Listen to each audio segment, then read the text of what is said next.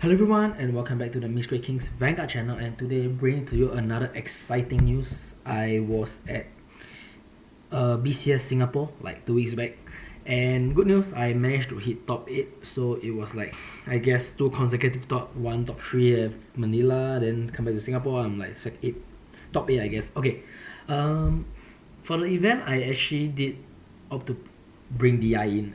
It was actually a very subtle decision because I felt that during my tournament at Manila, I felt that playing Luwak, I did scrape through a lot of new nectar games, which I actually didn't want to happen in Singapore again, whereby every game was like so close, like etc etc. I felt that Luwak actually has problems. You don't see turn one the main, you die, etc etc.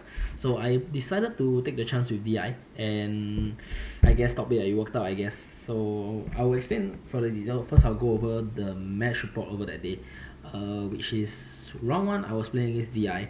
A friend of mine, he was the one that traveled with me to Manila BCS. So I kind of like just gave him the win because I thought that he, like, if he wins the second or third, I can get a travel buddy. So I like, okay, fine, just let you go up. Hope you win, I guess. Next round was to Lua and New Nectar. Okay, the thing about playing DI is that not okay.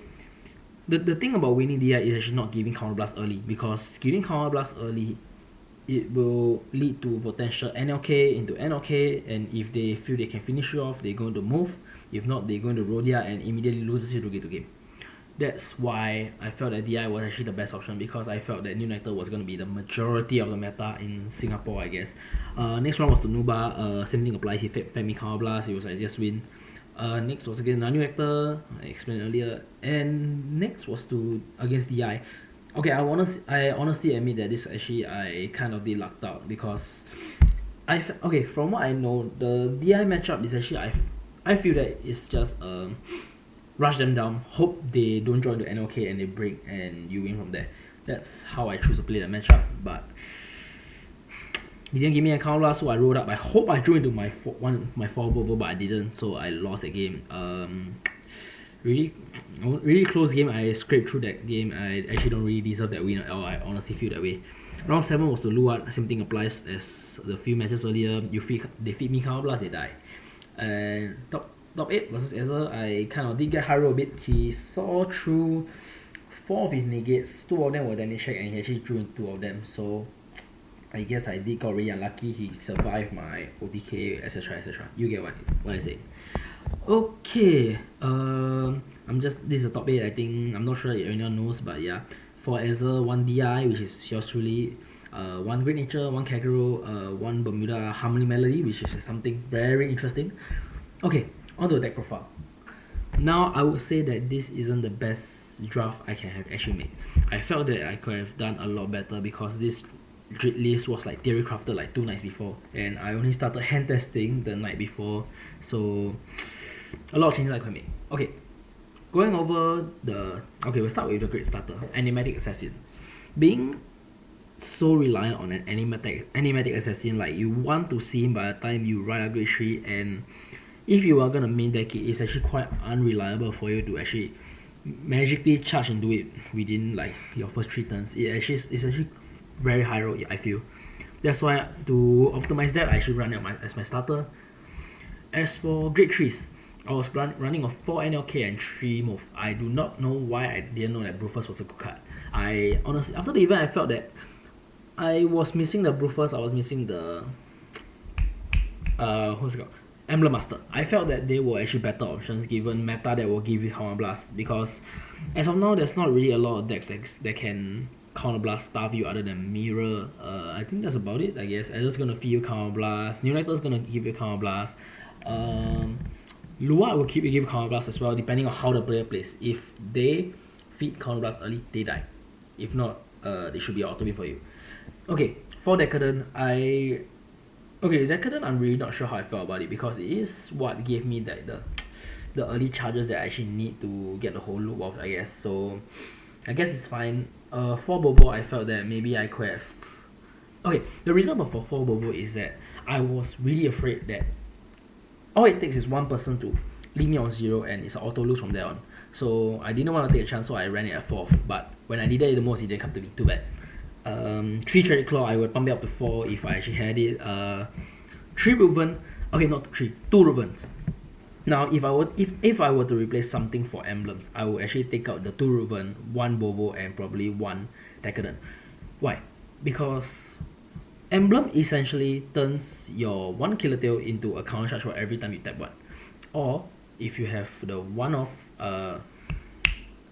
Decreeper, you can turn into more Decreepers and so on and so forth. If you have like emblem on yellow ball on the board, you can turn it into 3 more. It's basically for counter blast when you get up minimally 3 charges, or can be around 2, I guess. So I felt that it was actually a really solid card after testing for a bit. And yeah, so that's one change I would actually make to the deck. And probably I'll probably try to okay, I'm thinking of maybe dropping like one move for both Brufus. I guess Brufus is a good 1 or 2 off, because you can essentially Brufus turns 1 counter blast into whatever you have in store into hand. So if you need to continue extending your big power plays, you can take your I guess Decreeper if you need it. If you're missing the Killer Tail, you can just take more, charge it in, and get a counter charge off there. You get what I mean. So probably 1 or 2 off. Who's this? Okay, the basic promo, the one that gets 1k for every kind or so, is what. Okay, I feel that it's actually 1 off, because it's what kind of does win you the grade 2 game, if that make any sense. But yeah, if you, as mentioned earlier, if opponent feeds you counter blast, you can just NLK into NLK. You feel that you can go for kill, go into move. If not, you can just straight away go into Rhodia. Rhodia, that's her name, and that should win you the grade 2 game. As for grade 1s, yep, I think it's quite self-explanatory. Yellow board on right, you get 2 free charges, and if you by somehow you're missing that 1 soul by grade 3 right on attack, you can just get a charge 1. Pretty good, I guess. If you're on Gusteel, it's a plus 3k. 4 Decreeper, I feel staple. The old Decreeper, yep. So yeah, you might want to you definitely want to run this at 4 off. It's like staple, I guess. Killer Tail, probably the card that actually made the deck so decent. You can basically on 1 turn together with Killer Tail and Decreeper, you turn into 4 soul charges, you blast out, you charge 2, Killer Tail, rest, goes in, charge another 2, 4 charge for the price of 2 cards, which is really good.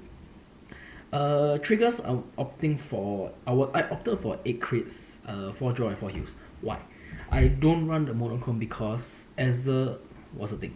So I was actually really worried that the 5k trigger would actually kill me in the matchup, so I didn't want to take the chance on the monochrome. And besides, I wasn't running on the win con of Gusteel taking move or whatever, so I felt that the stance would be kind of redundant. I felt, because if given all your pieces, you can actually like any kind of deck actually turns into 1 soul charge, except for Rhodia. Bobo gives you a charge, your Gusteel takes your Decadent, anything you call turns into a charge, so that's actually not a very big issue. So crits kind of does win you a game, because you have 2 unblockable columns. Unblockable columns, so putting a crit on them can immediately turn lethal, so you can from Daimonas and just immediately go up to move. Your side swing with crit if you actually checked it, side swing with crit if you checked it, center swings, plus everything, withstand everything, go again. Okay, so that's as for the portion of the main deck. As for the G zone, just ignore everything, but because that's actually very bad decisions. 2 Daimonas, that's actually all you ever need. You probably only need 1, but just 2 in case of safety net or whatever happens. 5 G-Guards, anything.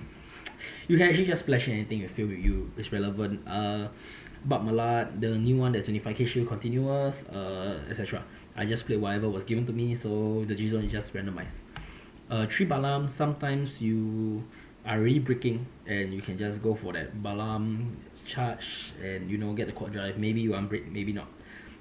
The last Balam is meant to be there for the GB3 if you are playing this Luat and you can't loop anymore, you can't Blader or something. I don't know why you can't use Blader, but yeah, maybe you do have Counter Blast, you can just rest with Killer Tail. Rest with Killer Tail, suck in 1, you don't achieve, so just go for the guard restrict play, like no great ones. Okay, I guess that play kind of does work against like New Rector to some extent and Luat, because they do play on grade 1 PGs, like the one that returns to hand, then have Ezra, so maybe you'll cheese you something from there, but never happened at all. It was just Gusteel all the way. Two Blader probably gonna pump me up to 4 by dropping this and this. The series and the Shaharo did absolutely nothing except for being feed fodder, so I'm probably gonna drop that. One free hide in very free situation, you fail to kill opponent off and you just need to push something back to die or something. One for Mido, in free situations whereby you are being counterblast stuff, like you're being left on zero, and you don't see any bobos. Gustio may not be the correct play, but if you could go into the progenitor, just go for it because the free strike can be actually very valuable later on down the road. And yeah, then just go on from there. Triple drive, hope you see the bobo. Then next turn you can maybe get Daimonas and kill opponent off. Yep. So that's, and for Gigas as mentioned earlier. Yep. So I think really that's about it for what I ran during Singapore BCS. I mean I'm already qualified for Worlds, so I was just hoping on a chance whereby I win this and get a free trip to Japan, but too bad. So yep, that's about it for my deck profile today. If you actually enjoyed it, just leave a like, share it, I guess. So that's all, guys. Bye bye.